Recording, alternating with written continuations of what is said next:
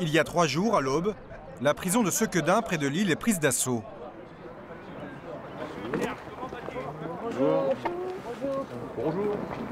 Il y a là 300 gardiens, mais aussi des gendarmes venus de toute la région. Ils vont procéder à une fouille minutieuse des 800 détenus et de leurs cellules. Une première dans l'histoire de cette maison d'arrêt.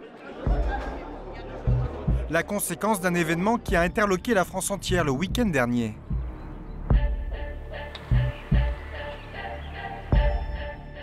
L'évasion particulièrement audacieuse de Redouane Faïd, 40 ans, une figure du grand banditisme, un braqueur multirécidiviste. Samedi dernier, pour se frayer un chemin vers la sortie, il a fait sauter 5 portes blindées les unes après les autres. Avec un sang-froid glaçant, il a pris en otage 5 gardiens de prison, dont 7 femmes, encore traumatisées. Ça va, mon lapin? La chat. Ouais. Elle raconte pour la première fois son calvaire. C'est bon de te voir. Vas-y, assis-toi. Ouais. On n'a pas eu le temps de réagir, il a laissé le temps à personne de réagir. Ça va vite, c'est violent, c'est confus, c'est total, enfin c'est énorme quoi.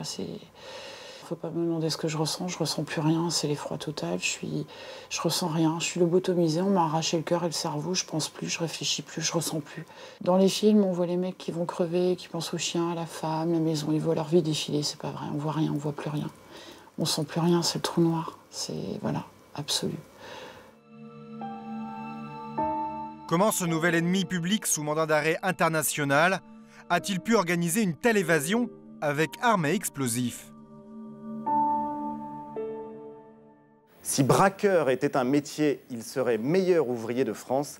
Voici Redouane Faïd. Il y a 3 ans, très propre sur lui, il était l'invité des plateaux télé pour un livre dans lequel il racontait sa carrière de voyou repenti.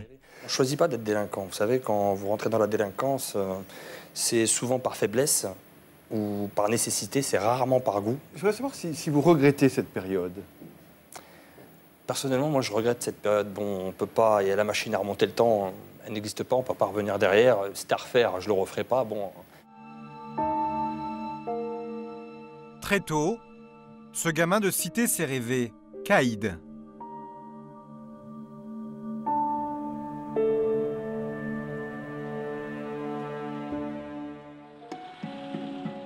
L'homme est né à Creil, en Picardie, une petite ville de 30 000 habitants. Il a grandi dans ce quartier populaire. Pour certains jeunes qui veulent jouer les gros durs, Redouane y est aujourd'hui une légende. On est fiers qu'il va de Creil, qu'il a grandi ici. C'est un héros, voilà. C'est un grand, très grand. Maintenant, on le respectait avant, maintenant on le respecte plus. S'il revient ici, je lui paye un café, moi j'irai. Redouane Faïd a vécu toute son enfance dans cet immeuble. Il est le petit dernier d'une famille d'origine algérienne de 12 enfants. Son père est boucher, sa mère décède alors qu'il n'a que 10 ans. C'est l'époque où il fait ses premières bêtises. Avec des copains, il cambriole une salle de son école pour chipper quelques petites voitures et des billes. L'adolescent est passionné de films de gangsters. Ses héros s'appellent Al Pacino, Robert De Niro ou Steve McQueen. Et ce sont ces brigands du cinéma dont il va s'inspirer une fois devenu grand. À 18 ans, Redouane échoue au bac. Il enchaîne les petits boulots, les petits larcins aussi. Le malheur que j'ai eu, si je peux dire que c'est un malheur, mais je pense que c'est un malheur, c'est que lorsque j'ai commencé des petits délits jeunes, je ne me suis jamais fait attraper. Donc j'ai fait des petits vols, ensuite j'ai fait des cambriolages, ensuite j'ai fait des gros cambriolages. Fatalement, vous vous élevez dans la délinquance, si je peux dire.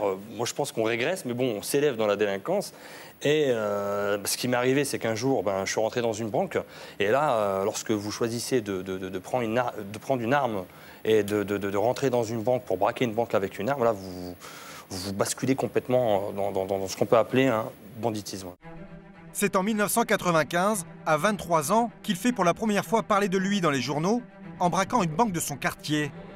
Avec 7 complices, ils font irruption dans cette agence, le visage caché par des masques à l'effigie des présidents français. Exactement comme dans ce film américain. Point Break, où des malfrats attaquent une banque déguisée en Reagan, Bush et Carter. Merci bien. En vous remerciant, mesdames et messieurs, et n'oubliez pas, votez pour moi. 2 ans plus tard, dans une ville voisine, la très chic Chantilly, ils tentent de s'attaquer à cette bijouterie, en séquestrant leur domicile le propriétaire et son épouse. L'affaire tournera court, le couple sera délivré par les gendarmes. Là encore, Redouane s'inspire du cinéma. Le bijoutier se souvient de son ravisseur et de ses complices qui s'appelaient par des noms de couleurs. Apparemment, il utilisait des dialogues de films. Ouais, c'est ça. Et qu'est-ce qu'il vous avait dit? C'était quoi? C'était Monsieur Rouge, Monsieur Jaune, c'était un film, je l'ai jamais vu ce film-là d'ailleurs. Ils avaient par talkie-walkie, et ouais, jaune, rouge, ouais, c'était exactement le truc du film. Comme dans Reservoir Dogs. Ouais. De Tarantino. Ouais. Vous allez prendre d'autres noms pendant cette opération. Vos noms, les voilà. Monsieur Brown, Monsieur White, Monsieur Blonde, Monsieur Blue, Monsieur Orange et Monsieur Pink. Pourquoi Monsieur Pink? Parce que t'es une pédale, ok? Toujours en liberté, il commet à peine 5 mois plus tard son dernier braquage hollywoodien. Armé d'un lance-roquettes, il attaque un camion de transport de fonds en banlieue parisienne. Son équipe et lui, dissimulés derrière des masques de hockeyeurs, les mêmes que ceux portés par les braqueurs de son film culte, Hit. Appel d'urgence, on se fait braquer les mecs! Mais ça tourne mal. Il prend une balle dans l'épaule. Identifié par la police, il réussit à s'enfuir et part en cavale loin de la France. Avec de faux papiers, il atterrit à Tel Aviv, où vivent des complices israéliens. Là-bas, avec l'argent de ses braquages, il profite de la vie. Pour mieux se camoufler, il apprend l'hébreu et porte même la kippa. Mais cette retraite au soleil le lasse. Au bout de 2 ans, poussé par la quête d'adrénaline, il retourne en France. Il est alors repéré par la police à la frontière, arrêté, puis jugé. Procès sous haute surveillance, Redouane Faïd, considéré comme très dangereux, arrive entouré de policiers armés. Nous sommes en 2003. Pour tous ces braquages, il est reconnu comme le cerveau de la bande et écope en appel d'une peine de prison dont la durée scandalise son frère. Pour mon frère Faïd Redouane, alors qu'il n'y a pas d'effusion de sang du tout, on lui met 26 ans. Mais c'est quelle justice? Je comprends pas. Je ne comprends pas. Il ne fera que la moitié de sa peine derrière les barreaux, relâché pour bonne conduite. En 2009, il est en liberté conditionnelle. Il a 37 ans et vit désormais en région parisienne avec sa femme et son fils. Il va travailler pendant 2 ans comme commercial dans cette société d'intérim. Son patron se souvient d'un employé modèle. Il a été hyper honnête avec nous. On s'est très bien passé avec tout le monde, propre sur lui, il n'a jamais été absent une journée, 4 jours. Il a toujours été très fidèle à son poste. Merci en tout cas. Redouane Faïd a-t-il définitivement tourné la page du banditisme? C'est en tout cas ce qu'il prétend lorsqu'il rencontre il y a 3 ans l'éditeur Pierre Fourniot qui lui propose alors d'écrire un livre sur son passé de bandit.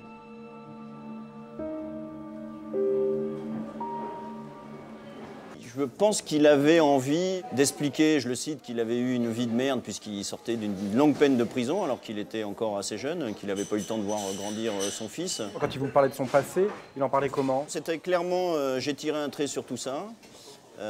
J'ai été fasciné par cet univers-là, mais j'ai bien compris qu'il ne menait nulle part. Il était repenti, pour moi j'en suis convaincu. Ouais. Ultime consécration, un producteur français de cinéma achète les droits de son livre pour faire un film sur sa vie de gangster. Mais le projet va être suspendu, car Redouane Faïd redevient la bête noire de la police. Bonsoir. Une policière municipale a été abattue par des malfaiteurs ce matin lors d'un contrôle de routine aux portes de Paris. En mai 2010, une patrouille de police échange des coups de feu avec une équipe de braqueurs. Dans la fusillade, une jeune policière est abattue. Elle s'appelle Aurélie Fouquet. Elle a 26 ans. Les responsables seront inéluctablement, tôt ou tard, identifiés, interpellés, déférés et sanctionnés. et ils paieront pour leurs actes. Après des mois d'enquête, les policiers identifient 27 suspects, dont Redouane Faïd. Mais alors qu'il s'approche de son domicile pour l'interpeller, il réussit à s'échapper. Il contacte alors son éditeur. Il nous passe un coup de fil juste après, quelques heures après sa disparition, en se justifiant, en disant qu'on va essayer de lui faire porter le chapeau dans cette affaire alors qu'il n'y est mêlé en rien. Et donc il veut se rendre aux autorités judiciaires et non pas aux autorités policières, ce qui est assez étonnant. Et il disparaît là complètement. Sa cavale dure 6 mois et se termine début 2011 dans le nord de la France. Des policiers l'interpellent alors qu'il est en compagnie d'une autre bande de braqueurs.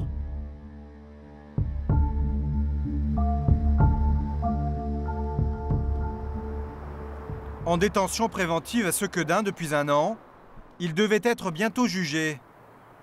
Mais samedi dernier, il a bouleversé ce scénario. Il est 8h30 ce matin-là. Redouane Faïd, que nous avons symbolisé en rouge, sort de sa cellule. Il est escorté par un surveillant et rejoint une vingtaine d'autres détenus. Un de ses frères l'attend au parloir. Après avoir traversé la cour de promenade, Redouane Faïd arrive dans la pièce où sont fouillés les prisonniers. Il y a là 2 autres surveillants, dont une femme.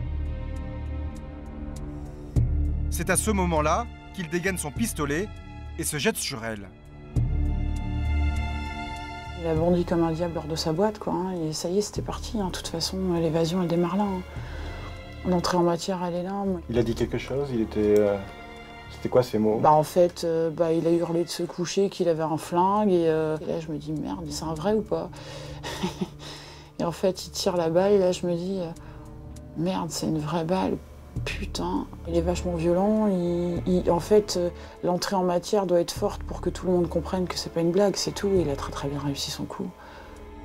Après ce tir pour montrer sa détermination, il la relâche et choisit 2 gardiens qu'il prend en otage.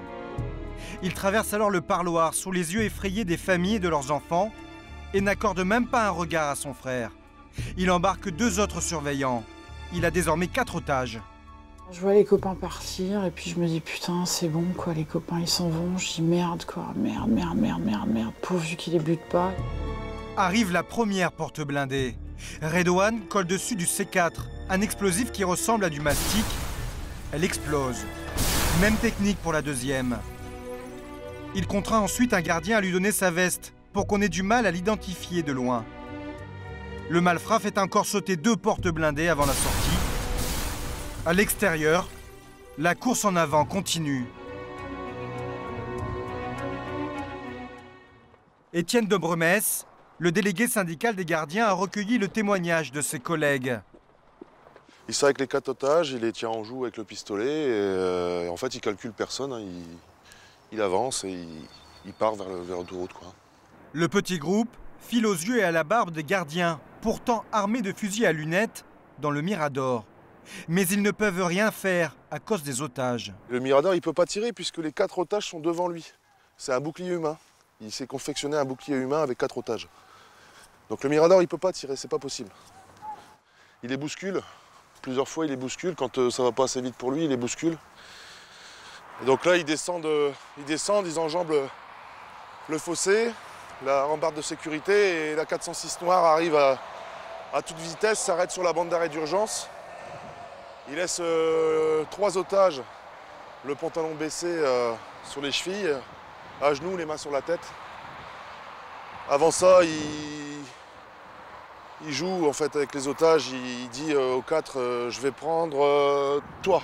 Et il en prend un au hasard. Et il monte avec lui dans le véhicule, voilà, en ayant pris soin de faire baisser le pantalon, main sur la tête. Et après, il part avec l'otage qui va relâcher 3-4 km plus haut. Redouane Faïd s'est ensuite volatilisé sans qu'on sache quelle direction il a pris. Son évasion aura duré 20 minutes. Aujourd'hui, les enquêteurs tentent de comprendre comment il a pu organiser une telle opération. Pour faire entrer une arme et de l'explosif, aurait-il bénéficié de complicité parmi les gardiens?